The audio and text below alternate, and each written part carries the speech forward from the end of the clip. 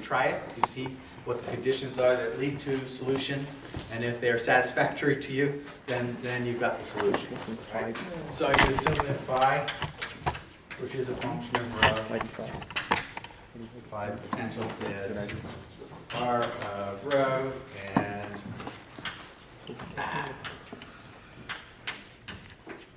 q of phi, right? It's a product of the two. I can save myself some time here, but make you write a lot more.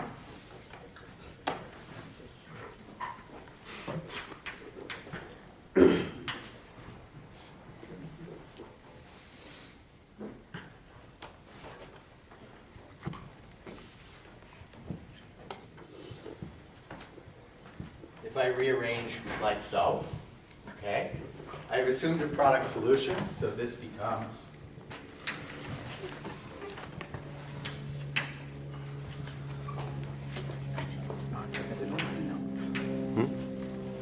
I divide both sides by phi, which is r q.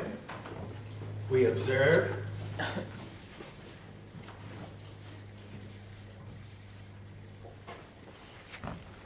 that this side is entirely a function of rho, and this side is entirely a function of q, of the angle phi.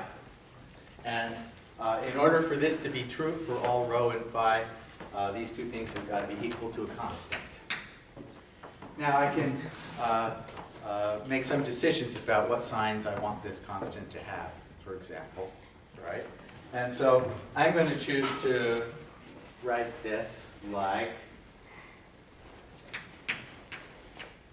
that, where k is real, k squared is positive, and I chose a plus sign here.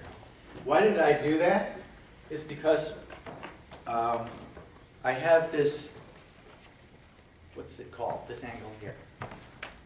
This is azimuthal. No, that's the zenith. Zenith. And this is muthal. Okay, yeah. Because I have this rule for the potential that I'm going to have, which is that if I have a potential here and I go around, the potential depends upon the angle as I come around. It's got to come back to the same value here, all right? Because it's a function that's got to come back upon itself, I'm going to make as a first guess that I'm going to actually want the solution to the q function to be sines and cosines. And then I can add some additional conditions on that it has to come back upon itself. So I cheated a bit and made a guess as to what sign I wanted k to have over here in order to make the answer come out to be easy for myself. So one differential equation is this one, d squared q d phi squared plus k squared q is equal to 0, for which the solutions are, how do I want to write them? I'll write them like this. They could be sine k phi or cosine k phi. All right? I haven't used any additional conditions on this yet, but I will in a moment, all right? So now I'm left with this equation that I've got to solve. And luckily, I don't have to solve it.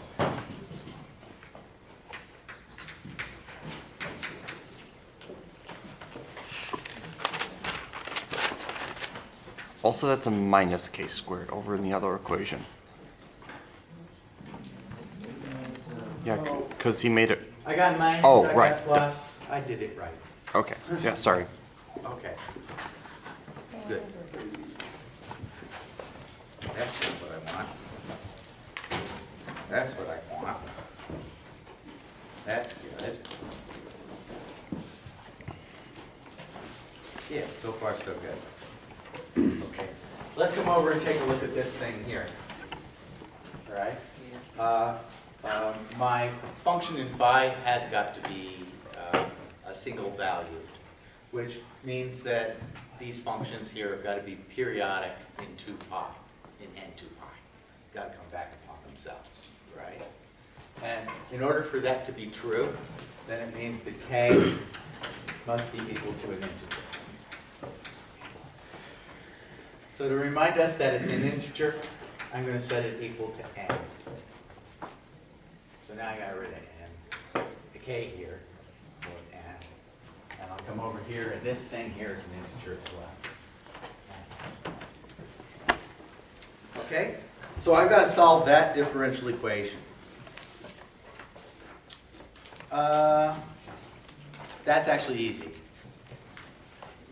I was thinking that I might have to go to Legendre polynomials already, but I remember now. Okay? Do I want to do this? I will. It's written out in the notes, but I'll take some steps here.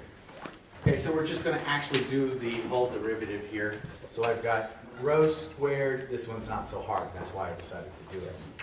D squared r d rho squared plus rho dr d rho minus n squared r is equal to 0. Okay? I could guess, just looking at this, and this is what you frequently do, you just guess the form of the solution. And I guess, actually, Choums has a methodology for this laid out, in which they say, when faced with a second-order linear differential equation that looks like that, with powers of rho, guess powers of rho as the solution. So, guess powers of rho and figure out what it has to look like, and you come up with r of rho is going to be this. Rho to the n, or rho to the minus n, be satisfactory, if n is not equal to 0, and is going to be a constant.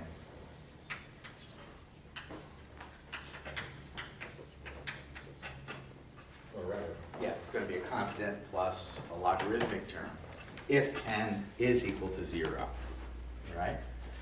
So my solution's got to be a product solution. So we're going to write all of that out.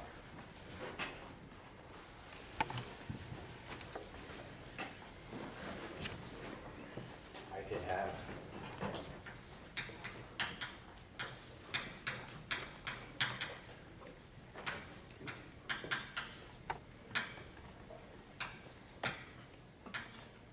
that's my term for n equal to 0, and if n is equal to 0, then I only have the cosine term, so that's it. That's all that I need, right?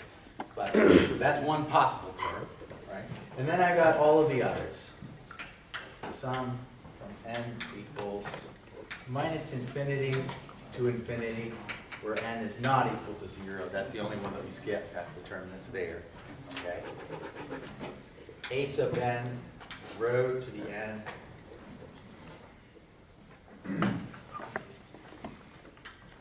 Oh.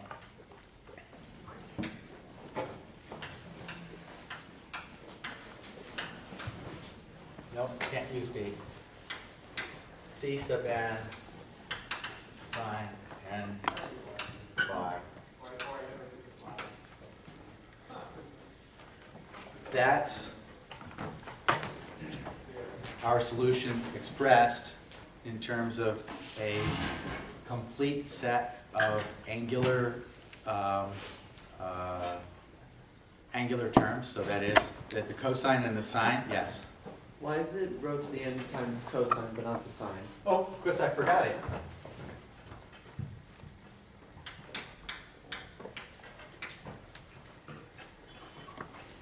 I think that what I had actually written here was I had pulled the rho to the n out, and I had the two terms, and then I decided to include it in both, and I forgot to distribute it. Is that right? Thank you. So, in terms of the angles, angular dependence, I've got a complete set of terms there. Cosine n phi, sine n phi. That means I can describe any function in angle. with the cosines and the sines. And I've got a polynomial series here that I can use to describe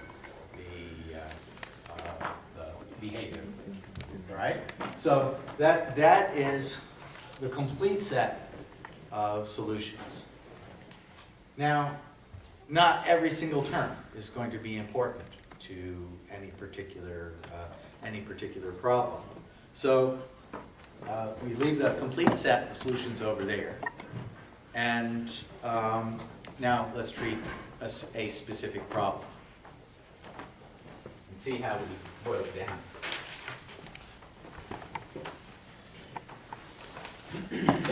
So this approach is what you've already taken for the homework in Cartesian coordinates. But my experience is that about half the people who actually just go ahead and do the problem in Cartesian coordinates have not yet generalized the approach to other geometries, or haven't yet generalized the approach. And by doing it in other geometries, I help to drag you into the generalization. Right, so here's the problem that I want to solve, because that's the one that I wrote down here. I'm going to put a cylindrical conductor, all right? So this whole thing is a conductor, but it's a cylinder, and it's infinitely long.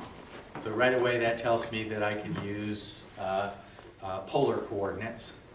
If you like, actually what I could say is that there is a z solution, but the z solution is constant if the potential is constant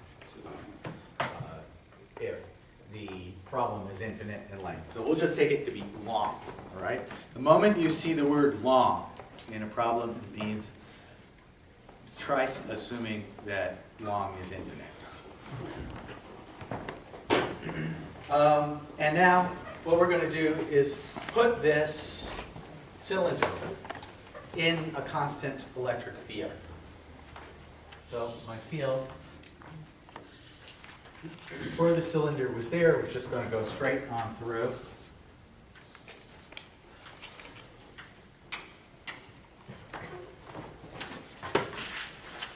But something's going to happen to the field now that the cylinder is there, right? Here's what we expect is going to happen. We put a conducting object in an electric field.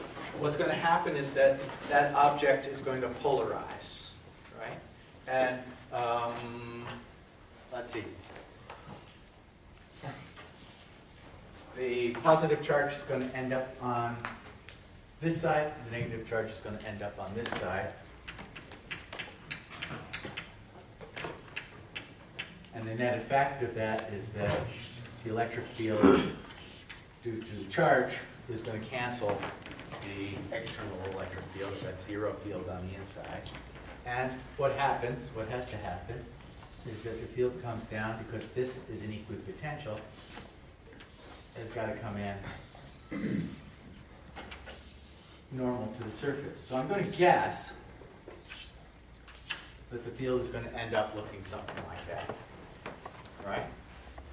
I mean, we're going to solve for it, but we could make a guess that that's what's going to happen as far as the field is concerned. And first of all, we want to be able to express the potential so that we can compare it to what we've got over there and decide what makes sense. And I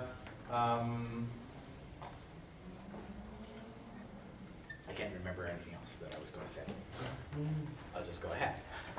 So originally, or rather, at great distances, and before the particle was put in there, the electric field could have been written as a constant times, let's choose that as the z-axis. Ooh, better not do that.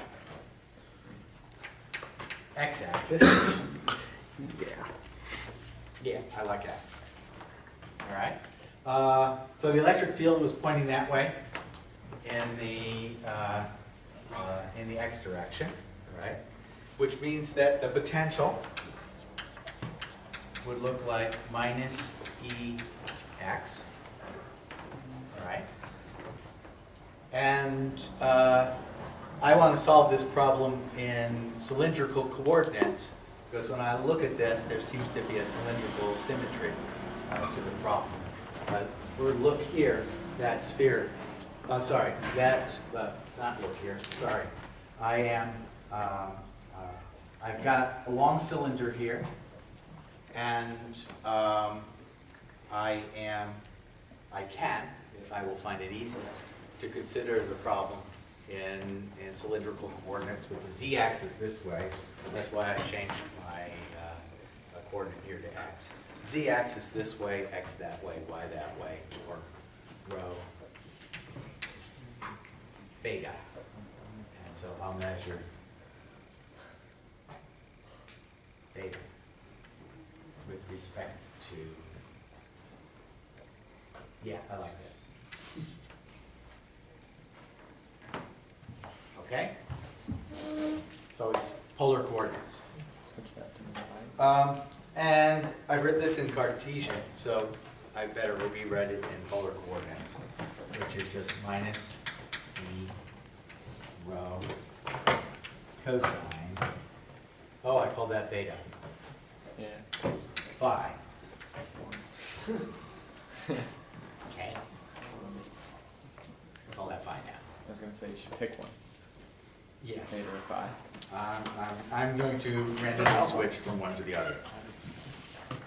As long as we're in cylindrical, people And we're should be okay. Yes. able to keep it straight. As long as we Okay. don't set the So- Laplacian of rho phi equal to 4 pi, negative 4 pi rho. Okay. So, Do you do that or I've got my potential here, all right? notation? And the overall potential, the solution here, has therefore got to be, so it's got to look something like E0 rho cosine phi plus only terms that go to 0 as x increases, or as rho goes to infinity.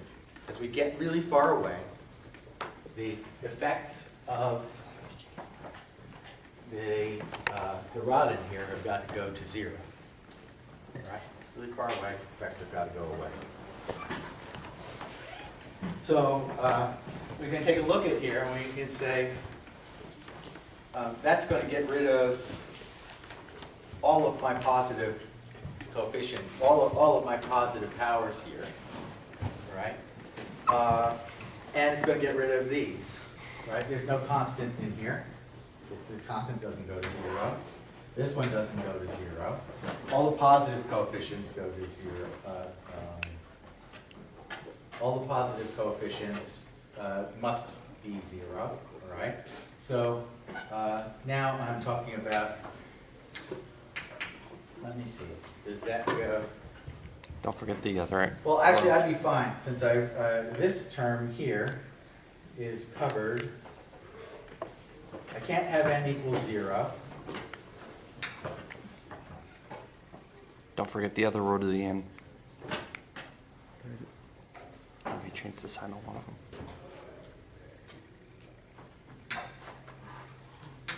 No, I don't like that. I will do 1 to infinity minus. I don't have to worry about negating. No, I don't have to do that. And yeah, there's an n in here. I don't have to worry about that because that will be taken care of by the C sub x. Okay.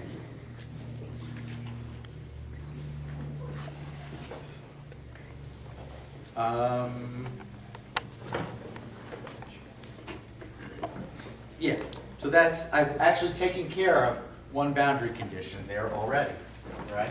The boundary condition at rho equal to infinity, the potential's got to look like that. And I will now just rewrite this. No, I don't have to rewrite this. That's good. And I'll just put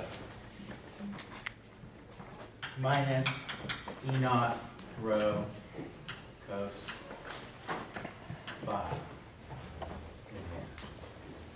So by adding the boundary condition at infinity, I've eliminated a whole bunch of possible solutions here. I've got another boundary condition which is that the potential of this surface, oh, I didn't tell you that yet. I'm going to put this cylinder in here. Oh, it doesn't matter. The potential at this surface is constant, all right? That is that V phi evaluated at R equals R must be equal to 0. Okay? No derivative to the potential except in the radial direction. And the derivative in the radial direction will give me the charge density on the surface, as you did for your last homework. You found the charge density on that image problem after you found the potential. Sorry, after you found the position of the image charge, you solved for the potential, then you took the gradient of that to find the field, and from the field you found the charge density on the surface. Right? So the radial field is there, there's going to be charge density on the surface. The azimuthal field is 0 at the surface, right? So that means since the azimuthal field is 0, then 0 is equal to E0R Rho. cos phi. No, Oh. I took the radius here to be capital R. What's Sine. capital Rho in Greek letters? It's a D. Yeah, I'll use this. It's also sine phi. Okay. Minus the sum n equals 1 to infinity. N Yeah, it is. the n r to the minus n sine n phi plus n b sub n r to the minus n cosine sub n. That's an n phi. I just want to make sure you can see that. N phi. Shouldn't that be sine phi out front? E naught R sine phi? If you took the derivative?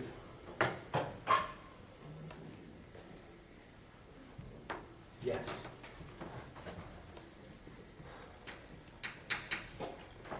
And why is it Bn R to the minus 1? N r to the minus n took the derivative with respect to phi. That remains the same. This should have been a sub n and c sub n, because I use c sub n up here. I take the cosine, I get the minus sine. Oops. Take the derivative of sine, I get plus. Take the derivative, But you pulled out a negative 1. I pulled out a So, negative, Yeah. I think. Therefore, I can. Or is it? Yeah, I like that. Okay? But now I look at this thing here, right? And this thing looks like this, really.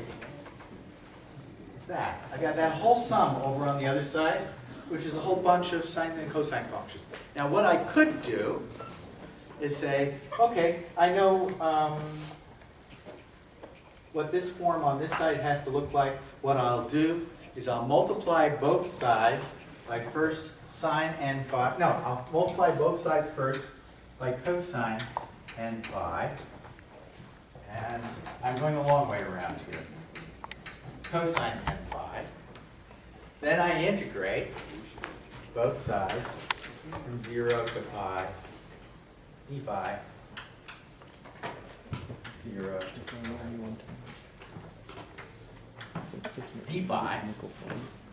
And what I realize very rapidly, oops, is that over this, these limits, over that interval, the interval over that interval, is 0 for sine n phi times cosine n phi.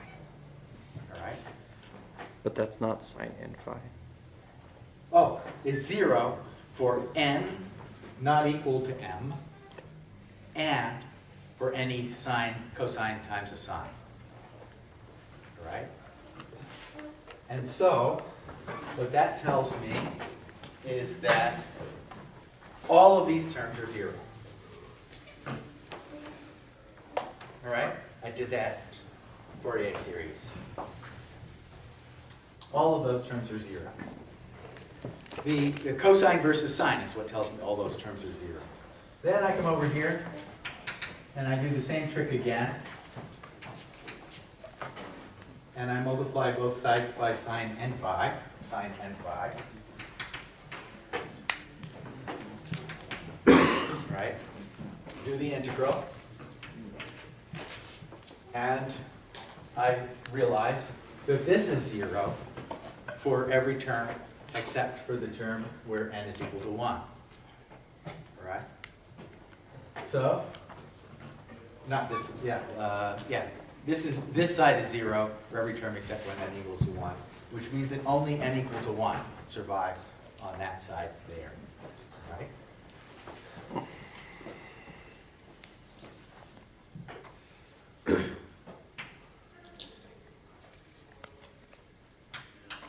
Oops.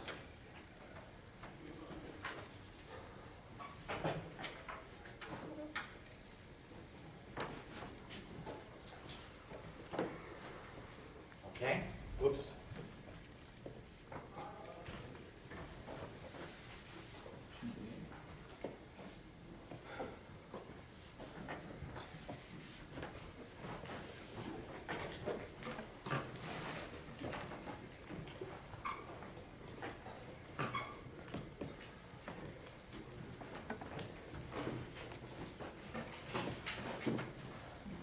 But those are different opposite Oh, powers. you're right.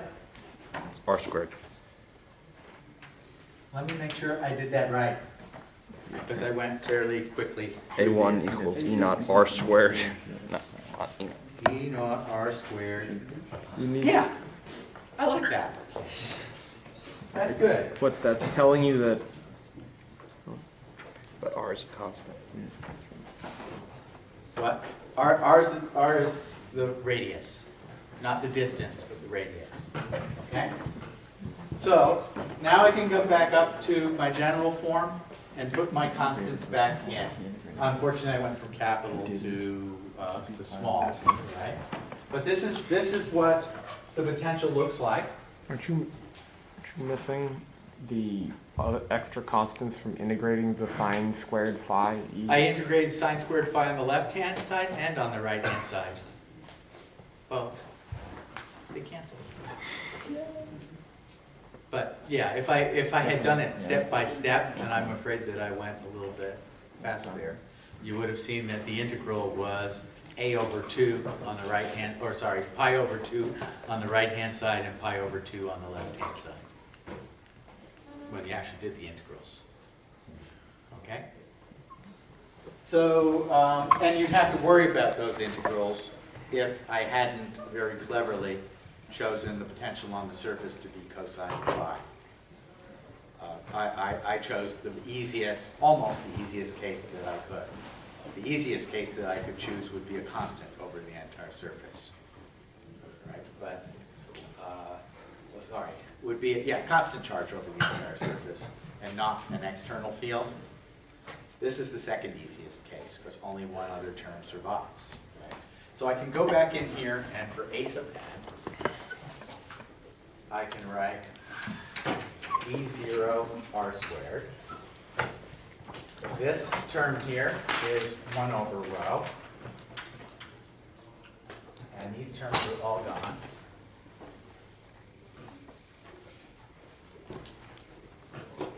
And that's what my field looks like. And it's just, then the n goes to 1. Cosine n phi. Sorry, that's what my potential looks like. Oh, and this becomes 1. Right? So the potential for the entire problem looks like this. The perturbation due to the presence here drops off as 1 over r, the perturbation in the potential drops off as 1 over r as you move away from this, right? Perturbation in the field, therefore, is going to drop as 1 over r squared. All right? Yeah. That's the answer that I wrote here, so that must be the right answer. Okay. So that's an example of a problem with polar coordinates.